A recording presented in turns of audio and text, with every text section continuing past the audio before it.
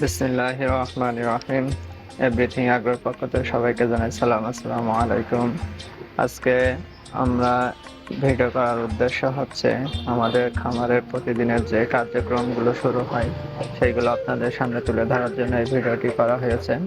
তো দেখতে পাচ্ছেন, দেখতে দেখতে আমাদের গরুগুলো দেখানোর পরে আমাদের পোড়াপাড়া বাজার থেকে আমাদের প্রাইমারি ফিল্ডের উপর দিয়ে আমাদের মাঠে যেতে হয়। তো প্রাইমারি ফিল্ডটা দেখতে পাচ্ছেন কত সুন্দর, এবং আমাদের মাঠে যাওয়ার জন্য একমাত্র রাস্তা হচ্ছে পোড়াপাড়া কবরস্থানের রাস্তা। এই রাস্তা দিয়ে আমাদের মাঠে প্রবেশ করতে হয়।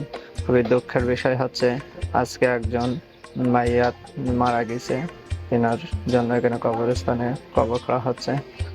তো যাই হোক, দেখতে দেখতে আমাদের কাঁঠাল বাগানের ভিতর দিয়ে আমরা চলে এসেছি আমাদের মাঠের দিকে। এখন হয়তো দেখতে পাচ্ছেন মানুষের ধান লাগানোর সময়, এই জন্য সবাই জমি প্রস্তুত করতেছে।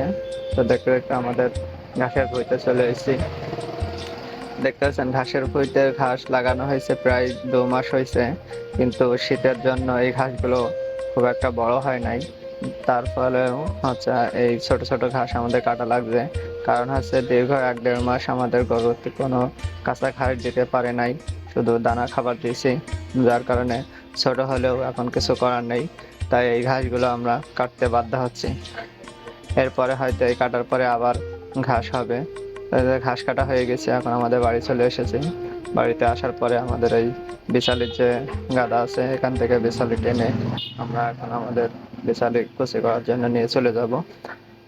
যে আমাদের মেশিন, এই মেশিনের সাহায্যে আমরা বিশালি কুচি করে থাকি, এবং এই বিশালিগুলো ঘাস একসাথে মিক্স করে আমরা গরুকে খাওয়াই। দেখতে পাচ্ছেন ঘাস এবং বিশালি দুইটাই একসাথে মিক্স করা হচ্ছে।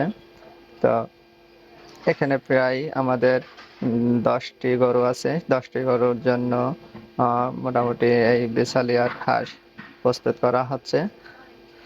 তো এখানে আমার ভাইয়ের গরু আছে, আমারও গরু আছে, মানে সব মিলায়ে আমরা এই আলাদা আলাদাভাবে আমার বিচুলি এবং ঘাস কেটে থাকি।